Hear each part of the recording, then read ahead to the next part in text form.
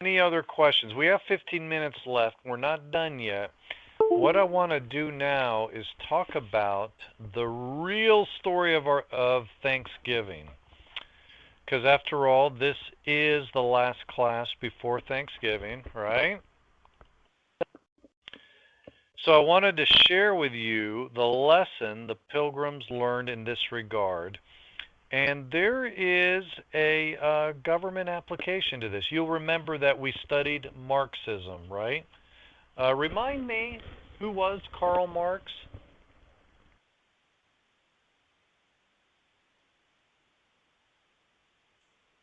Father of communism, exactly right.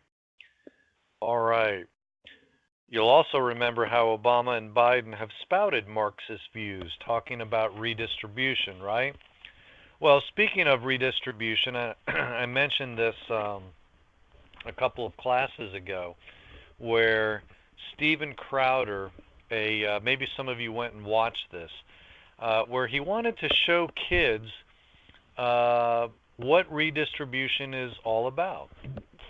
And so a few years ago on a Halloween, to teach kids how immoral it is for the government to take money from those who have more and to redistribute that money to those who have less, he went to a trunk or treat and he set up a hidden camera in his car. And if you were to go onto YouTube and search Steven Crowder and Halloween, you'd find it. So Mark, you saw, yeah, it's hard to watch. It's pretty funny though, right? So kids would come up to him. He would tell kids things like, "Hey, you have too much candy. You need to share." And so then he would grab their candy and give it to the kid next to him. Well, I mean, kids were crying, and one kid said, "Mom, you need to call the police." I mean, it's like funny, I mean, I think he gives them back their candy at the end. I think.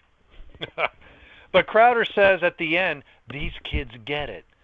They understand that they should be able to keep the stuff that they earn.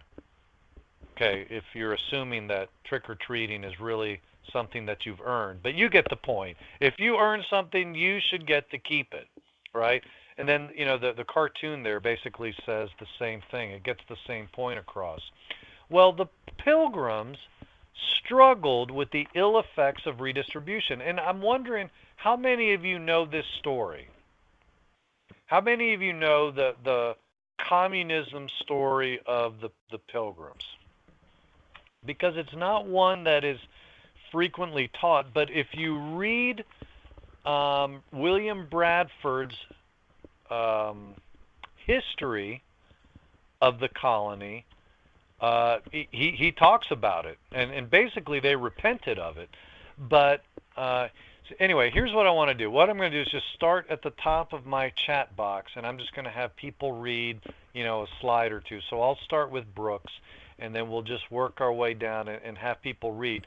And basically what we're going to be reading comes out of Rush Limbaugh's book. In fact, he reads this passage the last Wednesday every year before Thanksgiving during the 2 o'clock hour Eastern time. He reads the passage out of his book, and where he reads the story. I mean, he's got quotes from Bradford, but I would read the whole Bradford thing, but it's older English, and so it's a little bit harder to understand. So Limbaugh puts it in a way that's much easier to understand. Listen to him this coming, not this week, but next week, Wednesday in the 2 o'clock hour, you will hear him read the story. He does it every year. Anyway, so let's go to the first slide. Mark, do you have, Brooks, do you have a working mic? Let's check in on Brooks here.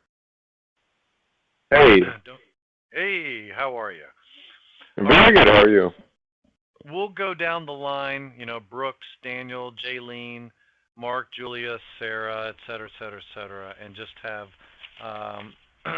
people read a couple slides here and there. So, Brooks, why don't you start, and I'll just advance the slides as you go. Go ahead. Okay. On August 1st, 1620, the Mayflower set sail. It carried a total of 102 passengers, including 40 pilgrims led by William Bradford. On the journey, Bradford set up an agreement, a contract that established just and equal laws for all members of the new community, irrespective of their religious beliefs. Where did the revolutionary ideas expressed in the Mayflower Compact come from? From the Bible, from the Bible, and there was, what? And there is, well, okay, let me try that for a third time, hold on. From the Bible, and this is what's not taught, there we go.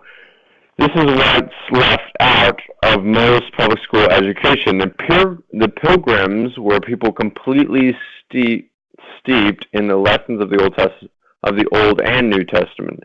They looked to the ancient Israelites for their example, and because of the biblical precedents set forth in Scripture, they never doubted that their experiment would work. But this was no pleasure cruise, friends. All right. Thank you so much, Brooks. We'll go to Daniel now. Daniel, let's do a quick sound check. How are you doing? Hello, Liz. Howdy, howdy. All right. Again, same thing. I'll just give you a few slides. Take it away. The journey to the New World was a long and arduous one. Arduous. It's another way Arduous. of saying very hard. Okay, arduous one. And when the Pilgrims landed in New England in November, they found, according to Bradford's detailed journal, a cold, barren, desolate wilderness. There was no friends to greet them there, he wrote. There were no houses to shelter them. There were no inns where they could refresh themselves, and the sacrifice they had made for freedom was just beginning. During the first winter, half the Pilgrims, including Bradford's own wife, died of either starvation, sickness, or exposure. When spring finally came, Indians taught the settlers how to plant corn, fish for cod, and skin beavers for coats. Life improved for the Pilgrims, but they did not yet prosper. This is important to understand because this is where modern American history lessons often end. Thanksgiving is actually explained in some textbooks as a holiday for which the Pilgrims gave thanks to the Indians for saving their lives, rather than as a devout expression of gratitude grounded in the tradition of both the Old and New Testaments. Here's the part that has been omitted. The original contract the Pilgrims had entered in with their merchant sponsors in London called for everything they produced to go into a common store, and each member of the community was entitled to one common share. All of the land they had cleared and the houses they built belonged to the community as well. They were collectivists.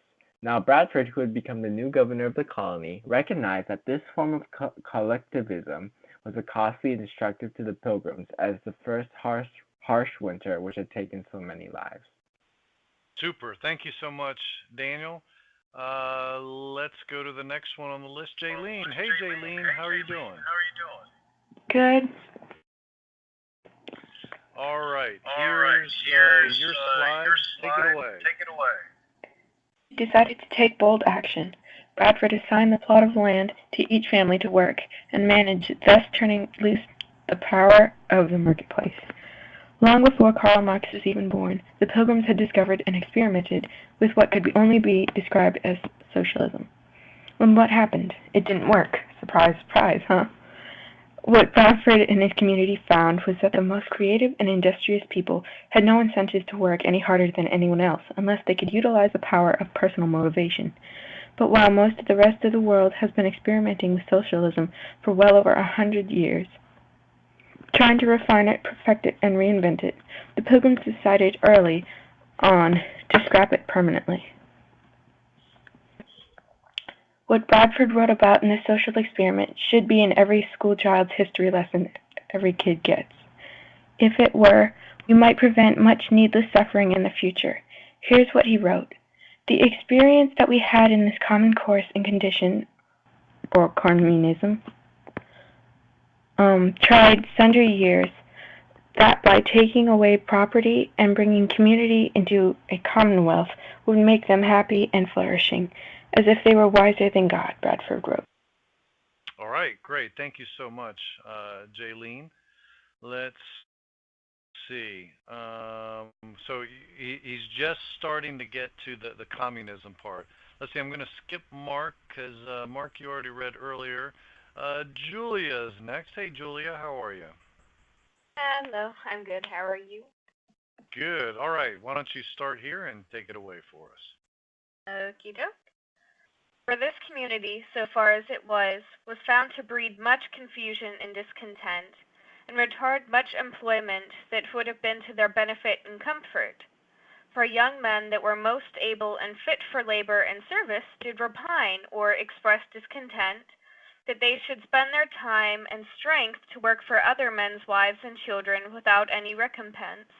That was thought injustice. Do you hear what he was saying, ladies and gentlemen? The Pilgrims found that people could not be expected to do their best work without incentive. So what did Bradford's community try next? They unharnessed the power of good old free enterprise by invoking the undergirding capitalistic principle of private property. Every family was assigned its own plot of land to work and permitted to market its own crops and products. And what was the result? This had very good success, wrote Bradford, for it made all hands industrious, so as much more corn was planted than otherwise would have been. Bradford doesn't sound like much of a big government liberal, does he? Is it possible that supply-side economics could have existed before the 1980s, not 1890s? In no time, the Pilgrims found they had more food than they could eat themselves, so they set up trading posts and exchanged goods with the Indians. Awesome. Thanks so much, Julia. Sarah, all the way down in Aussie land. Howdy, how are you? Hi, I'm doing good. All right. Looks like you'll finish it up for us. Take it away. Okay, so the prophets allowed them to pay off their debts to the merchants in London, and the success and prosperity of Plymouth settlement attracted more Europeans and began what came to be known as the Great Puritan Migration. So the Pilgrims decided to thank God for all their good fortune, and that's Thanksgiving.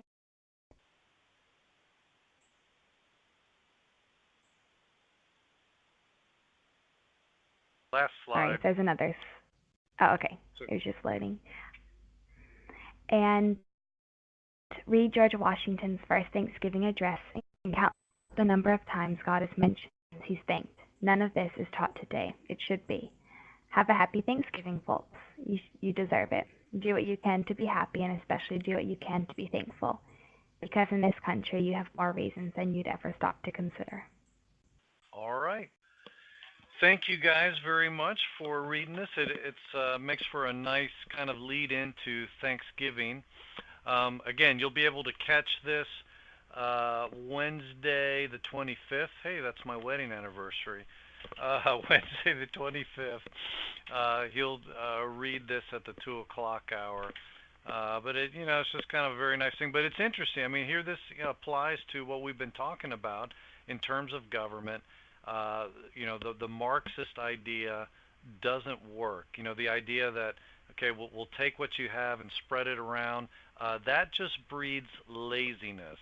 Whereas if you give people private property and say you get to profit from what you make, then that encourages, that gives incentive. Oh my goodness, speaking of that, have any of you seen, it's going viral, I'm going to have to put this up in the study place. In fact, I should have done that. I'll put it up there so you guys can see it. I mean, it's short. It's maybe 5 to 8 minutes long, but it's between Neil Cavuto of Fox News and, yeah, that's fine, Julia. You can do that. Neil Cavuto of Fox News and a gal named Keeley, the college girl. Yes. Oh my! You guys have to see it, okay? So I'll give that to you for y'all. Actually, you know what? It'd be that might actually work for an upcoming class. So it's good stuff. Okay, so there was a joke I heard that a conservative guy was having a picnic and had some friends come over with their 5-year-old daughter. He asked her what she wanted to be when she grew up, and she said she wanted to be president. He asked her what she would do if she was president. She said she would give food and clothes to everyone in the country. Her Democrat parents were beaming. He asked her if she would come and do yard work for him, and he would give her $20 that she could then give to the homeless man in front of the grocery store. She looked confused and asked why he couldn't just give the money to the man himself. He smiled and said, "Welcome to capitalism." He never saw that family again. Oh, that's funny. All right. Well, yeah, that pretty much sums it up, right? All right. Well, you guys, we're now at the end of class. I hope you guys have a fantastic break. Um, I've already started grading your. I haven't uploaded any of your essays, but I'll probably be working on that over the next couple weeks. I've also preparing for a sermon that I'm going to be preaching, so I've got a lot of extracurricular things going on right now. Coolsy's what on? How do I describe this in one sentence? Well, I need to think of a good answer to that question. That is a good question, Joel. I guess in one sentence it would be, what happens when your dreams are shattered? And since I'm going to be preaching in December, like the first week of December, I'm going to have a clip from It's a Wonderful Life, where where George Bailey is just gotten married and he's getting ready to go on his honeymoon, and the economy crashes and he never quite gets out of Bedford Falls. The passage I'm preaching on is when Joseph, because remember this is December, so we're leading into Christmas. Joseph is getting ready to divorce his wife. And then the angel comes and tells him, "Hey, don't do that. This is of the Lord." But kind of the subtle backstory, which is, he would have been pretty disappointed. I mean, here's the woman he's going to marry, and he's not buying her story, and just how many times the Lord actually allows us to be in situations like Job, like Habakkuk, like Joseph, where things aren't going the way I wanted it to go. And so anyway, that's kind of the theme of it. George Bailey trying to get out of Bedford Falls. When it's up on the internet, I'll let you guys know. All right, guys, you all have a tremendous Thanksgiving. We'll see you in 2 weeks. God bless. Take care. Bye-bye.